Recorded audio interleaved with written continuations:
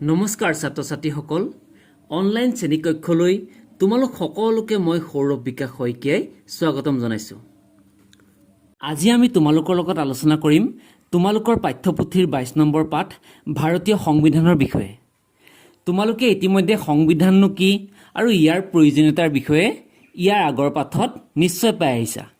গতিকে আজি আমি তোমালোকৰ লগত সংবিধান সৃষ্টিৰ আঁৰৰ কিছুমান নজনা কথা আলোচনা কৰিম।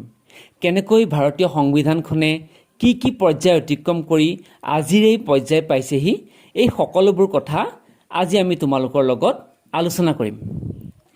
এই পাঠটিৰ মূল জানিবলগীয়া বিষয়সমূহ হৈছে ভাৰতীয় সংবিধানৰ ঐতিহাসিক পটভূমি আৰু সংবিধান প্ৰণয়নত অসমৰ ভূমিকাৰ বিষয়ে আমি জানিম।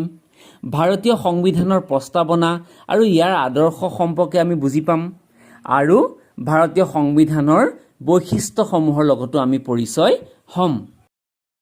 এতিয়া আহোঁ আমি ভাৰতীয় সংবিধানৰ ঐতিহাসিক পটভূমিৰ বিষয়ে। 1857 চনত ব্ৰিটিছ ইষ্ট ইণ্ডিয়া কোম্পানীয়ে প্ৰৱৰ্তন কৰা কিছুমান নীতিৰ বিৰুদ্ধে একাংশ ভাৰতীয় জনগণই বিদ্ৰোহ কৰিছিল আৰু যাৰ ফলত নেকি চিপাহী বিদ্ৰোহ হৈছিল। আৰু ইয়াৰ ফলত 1858 চনত ব্ৰিটিছ চৰকাৰে এক আইন প্ৰণয়ন কৰি ভাৰতৰ শাসনভাৰ কোম্পানীৰ হাতৰ পৰা ইংলেণ্ডৰ ৰাণীৰ প্ৰত্যক্ষ শাসনলৈ নিছিল। আৰু ইয়াৰ ঠিক পাছৰে পৰা ভাৰতবৰ্ষই স্বাধীনতা লাভ কৰাৰ পূৰ্বে ইংৰাজ চৰকাৰে সময়ে সময়ে বিভিন্ন আইন প্ৰণয়ন কৰি ভাৰতবৰ্ষখন শাসন কৰি আহিছিল। আৰু ইয়াৰে কেইখনমান উল্লেখযোগ্য আইন হ'ল ভাৰত পৰিষদ আইন 1861। এই আইনখনৰ যোগেদি ব্ৰিটিছ চৰকাৰে ভাৰতীয় প্ৰশাসনক বিকেন্দ্ৰীকৰণ কৰি ভাৰতত প্ৰতিনিধিত্বমূলক শাসন ব্যৱস্থাৰ সূচনা কৰিছিল। 1892 চনত সংশোধিত ভাৰত পৰিষদ আইন গৃহীত হোৱাৰ পৰাই ভাৰতত সদস্য নিৰ্বাচন প্ৰক্ৰিয়া প্ৰৱৰ্তন হয়, কিন্তু এই আইনখনে ভাৰতীয় লোকসকলক সন্তুষ্ট কৰিব পৰা নাছিল। আৰু ইয়াৰ পাছতে 1909 চনত ভাৰত চৰকাৰ আইন গৃহীত হৈছিল যদিও ভাৰতীয়সকল তাতো সন্তুষ্ট হোৱা নাছিল। এই আইনখনক মৰলে মিণ্টো সংস্কাৰ আইন বুলিও জনা যায়।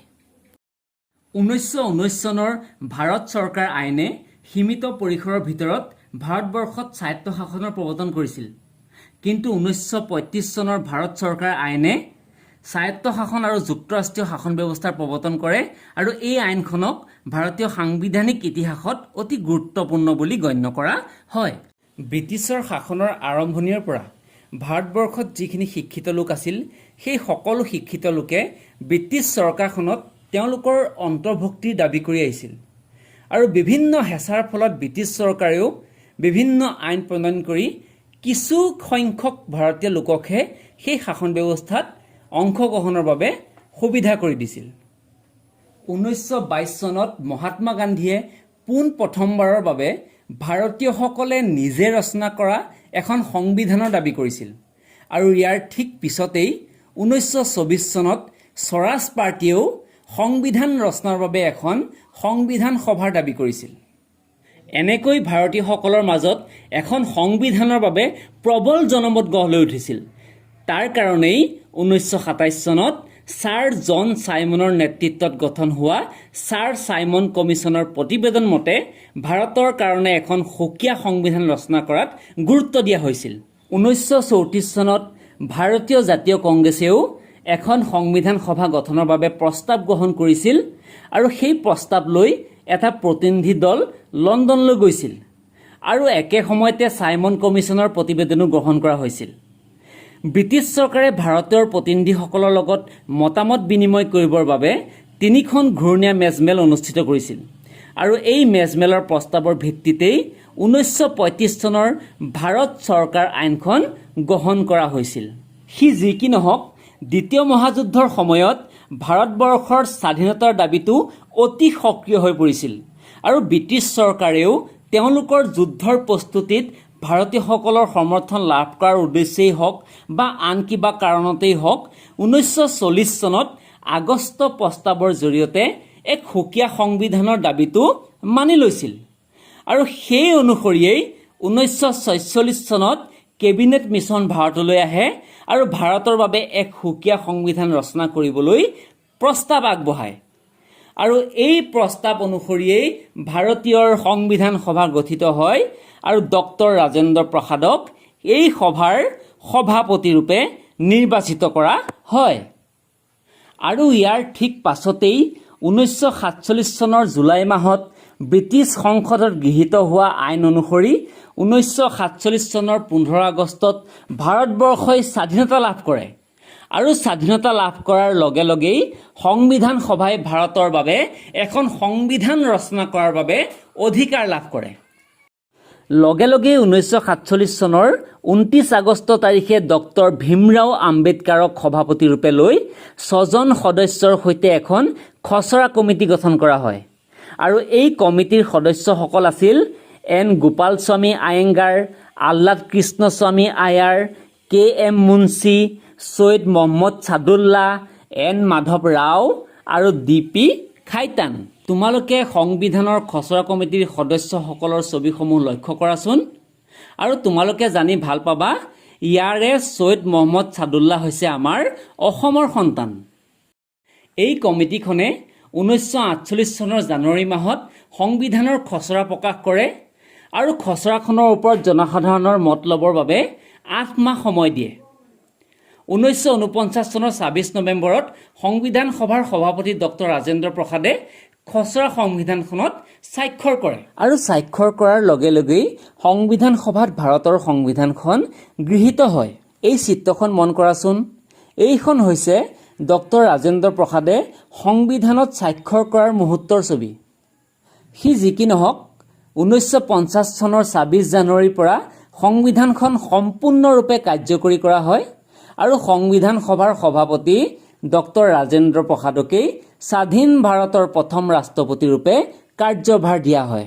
ভাৰতীয় সংবিধানখন যে অকল ভাৰতীয়সকলে ৰচনা কৰিছিল এনে নহয়, এইখন ৰচনা কৰাৰ সময়ত কেইবাখনো দেশৰ সংবিধানৰ পৰা কেইটামান আদৰ্শ গ্ৰহণ কৰা হৈছিল আৰু সেই আদৰ্শসমূহ হৈছে ব্ৰিটিছ সংবিধানৰ পৰা সংসদীয় গণতন্ত্ৰ, আয়াৰলেণ্ড সংবিধানৰ পৰা ৰাষ্ট্ৰৰ নিৰ্দেশাত্মক নীতি, ফৰাচী সংবিধানৰ পৰা স্বতন্ত্ৰতা, সমতা আৰু ভাতৃত্ববোধ, মাৰ্কিন যুক্তৰাষ্ট্ৰ সংবিধানৰ পৰা মৌলিক অধিকাৰ আৰু কানাডা, অষ্ট্ৰেলিয়া আৰু দক্ষিণ আফ্ৰিকাৰ পৰা যুক্তৰাষ্ট্ৰীয় শাসন ব্যৱস্থাৰ আদৰ্শ গ্ৰহণ কৰা হৈছিল।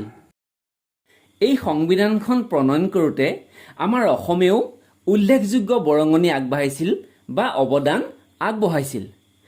আৰু অসমৰ অৱদানৰ বিষয়ে আলোচনা কৰোঁতে আমি এইসকল ব্যক্তিৰ নাম নিশ্চয়কৈ উল্লেখ কৰিব লাগিব আৰু তেওঁলোক হ'ল Syed Mohammad Saadulla, Gopinath Bordoloi, Dharanidhar Basumatari, reverend J M Nichols Roy, Nibaran Chandra Laskar, Kuladhar Chaliha, Rohini Kumar Choudhury আৰু আব্দুৰ ৰৌফ। আৰু এওঁলোকৰ মাজৰ সৈয়দ মহম্মদ ছাদুল্লাহ কোন আছিল? সৈয়দ মহম্মদ ছাদুল্লাহ আছিল সংবিধান সভাৰ খচৰা কমিটিৰ এজন উল্লেখযোগ্য সদস্য।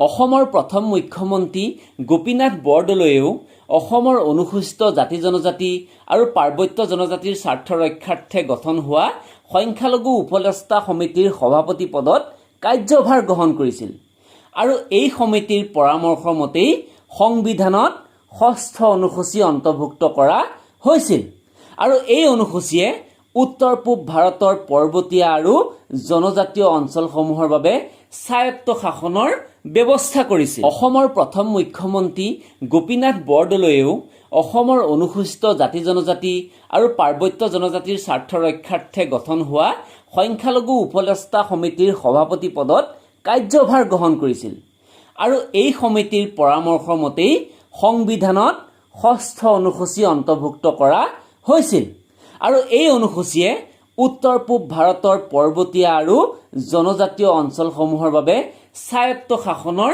ব্যৱস্থা কৰিছিল।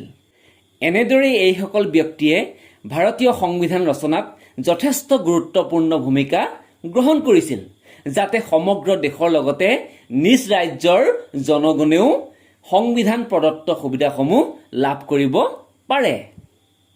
গতিকে এতিয়ালৈকে আমি কি শিকিলোঁ যে ভাৰতৰ শাসনভাৰ ইষ্ট ইণ্ডিয়া কোম্পানীৰ পৰা ব্ৰিটিছ চৰকাৰৰ হাতলৈ কেতিয়া আৰু কিয় আহিছিল, ইংৰাজ চৰকাৰে ভাৰতবৰ্ষৰ শাসনৰ বাবে কি আইন প্ৰণয়ন কৰিছিল, কোনে কিমান চনত ভাৰতৰ বাবে সুকীয়া সংবিধানৰ বাবে দাবী তুলিছিল, হয়নে নহয়? আৰু কি কি শিকিলোঁ যে চাইমন কমিশ্যনৰ বিষয়ে জানিলোঁ, সংবিধান সভাৰ গঠন আৰু ইয়াৰ সভাপতি কোন আছিল সেই বিষয়ে জানিলোঁ, খচৰা কমিটিৰ সভাপতি আৰু সদস্যসকলৰ লগতো আমি চিনা পৰিচয় হ'লোঁ, নহয়নে বাৰু? আৰু ভাৰতৰ সংবিধানত কোন কোন দেশৰ সংবিধানৰ আদৰ্শ গ্ৰহণ কৰিছে সেই সকলোবোৰ কথা আমি জানিলোঁ। ইয়াৰ উপৰিও সংবিধান প্ৰণয়নত অসমৰ ভূমিকা কেনে আছিল, অসমৰ কোন কোন ব্যক্তিয়ে এই সংবিধান প্ৰণয়নৰ লগত গুৰুত্ব দিছিল, সেই সকলোবোৰ কথা আমি গম পালোঁ। গতিকে ইয়াৰ পাছতেই আমি ভাৰতীয় সংবিধানৰ প্ৰস্তাৱনা আৰু ইয়াৰ আদৰ্শ আৰু ভাৰতীয় সংবিধানৰ বৈশিষ্ট্যসমূহৰ বিষয়ে আলোচনা কৰিম। আজিলৈ এই পাঠ ইমানতে সামৰিছোঁ। ধন্যবাদ।